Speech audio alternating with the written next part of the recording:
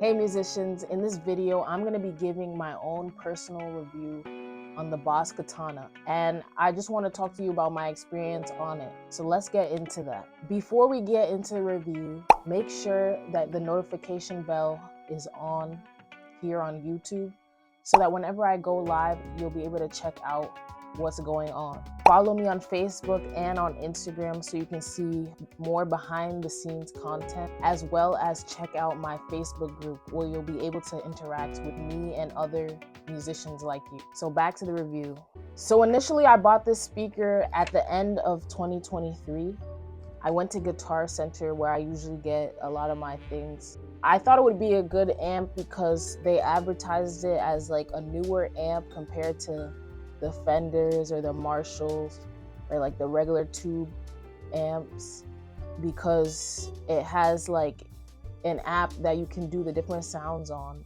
But not that I needed it, but I thought that it would be like a newer type of amp. So I got it. It was just under $400. The band that I was playing with at the time, whenever we gig, we never hook up to like a PA system. We'd hook up to our own personal speaker and play like that. Like the singer had a personal speaker that was loud enough, the bassist had their own bass amp, and so on. That's how we'd play. If you've been checking out some of the behind the scenes, I just played a wedding a couple weeks ago. We did a sound check the night before the wedding. Everybody has brought their stuff, set up, put their stuff in the right channel in the mixer, and we're playing.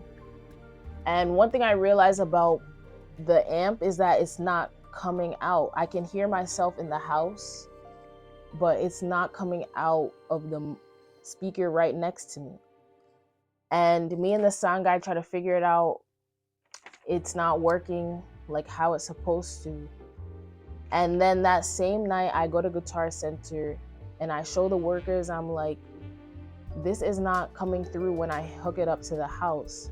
Maybe it's because that amp is meant to be mic'd instead of plugged in, because one thing about it too is it doesn't have an XLR output.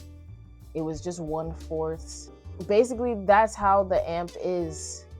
And I realized that it wasn't for me.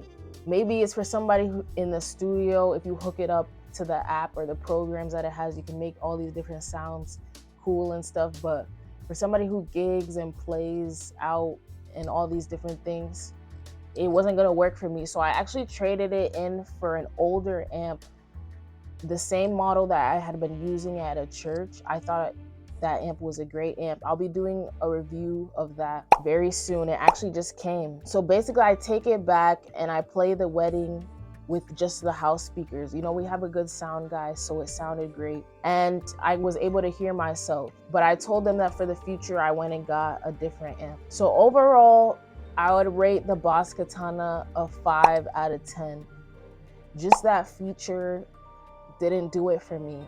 Like, I would expect more from something being advertised as a guitar amp. I would expect all those features. So that's my rating of it.